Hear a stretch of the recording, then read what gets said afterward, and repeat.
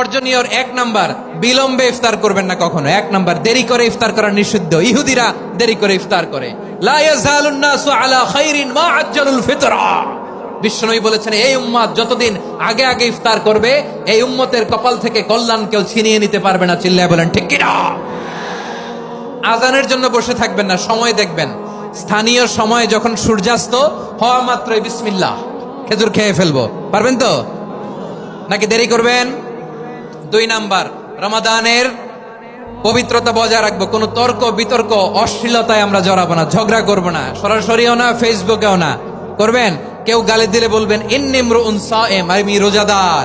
আল্লাহর হাবিব শিখিয়েছেন, কেউ যদি তোমার গালি দেয়, কটু কথা বলে, অশ্লীল কথা বলে, রমজানে তুমিও বলতে পারবে না। তুমি বলতে পারবা ইন্নিমরুউন সায়েম, আমি রোজাদার।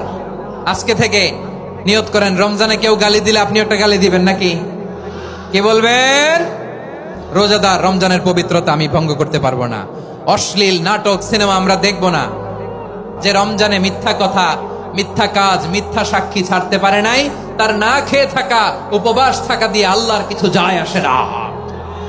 এজন্য মিথ্যার সাথে আমাদের কোনো সম্পর্ক আছে? মিথ্যা বলবো না। 4 নাম্বার, অপচয় করব না।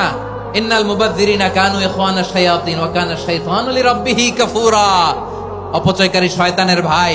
আচ্ছা, যে শয়তানের ভাই ও নিজেও আরেকটা কি? শয়তান। যে শয়তানের ভাই ও নিজেও আরেকটা কি? অপচয় করবো না। ইফতারি করতে যে আমরা অনেকে অপচয় করি, এগুলো করবেন আপনারা না। অপচয় অপব্যয় করবো না। 5 নাম্বারে, রিয়া, লোক দেখানো ইবাদত আমরা করবো না। লোক দেখানোর জন্য নামাজ, রোজা, জিকির, তেলাওয়াত, দান, সদকা এগুলো করলে আল্লাহর দরবারে এগুলো কবুল হবে? বিশ্বনবী বলেন, দাজ্জালের ফিতনার চেয়ে একটা বড় ফিতনার ভয় আমি করি। সেটা কি? আর রিয়া, শো অফ মেন্টালিটি, লোক দেখানো মানসিকতা। এটা থেকে আমরা বিরত থাকবো ইনশাআল্লাহ। 6 নাম্বার, অনেক গুরুত্বপূর্ণ। ব্যবসায়ী ভাইয়েরা, ব্যবসা করেন কারা কারা? হাত তুলে দেখান তো আমারে। মাশাআল্লাহ, হাত নামান। ব্যবসায়ী ভাইয়েরা, অনেক অসাধু ব্যবসায়ী আছে, রমজান আসলে নিত্য প্রয়োজনীয় পণ্যের মূল্য বৃদ্ধি করে দেয়। এরকম আছে না নাই? এগুলো করবেন না। মজুদদারি করবেন না। পণ্যের কৃত্রিম সংকট বাজারে করবেন না। আপনি লাখ টাকা কামায়া ভাবছেন যে রোজাদারদের কষ্ট দিয়ে ধনী হবেন। এমন রোগ আল্লাহ আপনারে দিবে, কোটি টাকা দিয়েও আপনি হাসপাতালের বিল পরিশোধ করার ক্ষমতা আপনার হবে না। 7 নাম্বারে সর্বশেষ কথা, অধীনস্থ যারা আছে তাদের কাজের চাপ আপনারা কমিয়ে দিবেন। কাজের লোক, ফ্যাক্টরির ওয়ার্কার, স্টাফ, তাদের প্রতি যদি রহম করেন, আপনার উপর রহম করবে কে?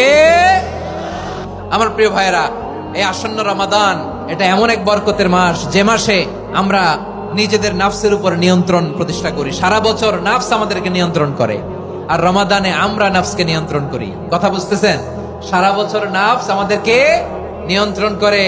এই যে এখন আমার খেতে মনে চাইলে যে খেজুর রাখা, আমি খেজুর খেতে পারবো। নাটস আছে, বাদাম খাইতে পারি। খাইতে মন চাইলে পানি, আমার রুহুটা চায়, আমার নাফসটা খেতে চায়, আমি খেতে পারি, পান করতে পারি। বিবাহিতরা দিনের বেলায় স্ত্রীর সাথে মেলামেশা করতে চাইলে করতে পারে, কিন্তু রমাদানে দিনের বেলায় খেতে মনে চায় কিন্তু আমরা খাই। আমার প্রবৃত্তি খেতে চায় কিন্তু প্রবৃত্তির কথা আমরা শুনি, কথা কয় না। রমজানে খেতে মন চাইলে আমরা খাই। তৃষ্ণায় গলা ফেটে যায়, গলার ছাতি ফেটে যায়, কিন্তু এক ঢোক পানি কি আমরা গিলি? বিবাহিতরা দিনের বেলা স্ত্রীর সাথে কি মেলামেশায় যায় না। তার মানে সারা বছর নফস আমাদেরকে নিয়ন্ত্রণ করে, আর রমাদানে নফসের উপর আমরা নিয়ন্ত্রণ প্রতিষ্ঠা করি। নফসের লাগাম আমরা রমাদানে টেনে ধরে, চিল্লায় বলেন ঠিক কিনা? এজন্য আমার প্রিয় ভাইয়েরা, নফসের উপর নিয়ন্ত্রণ নিতে চাইলে রমাদানের রোজার কোনো বিকল্প নাই। এটা এমন মাস যে মাসের ফজিলতেরও কোনো শেষ নাই। এই মাসকে বলা হয় দ্য মান্থ অফ হোপ। এটা আশা জাগানিয়া মাস। রমজানের কথা শুনলে আশা জাগে না হৃদয়ে? পরের ভিডিওটি পেতে চ্যানেলটি সাবস্ক্রাইব করে বেল আইকনটি বাজিয়ে দিন।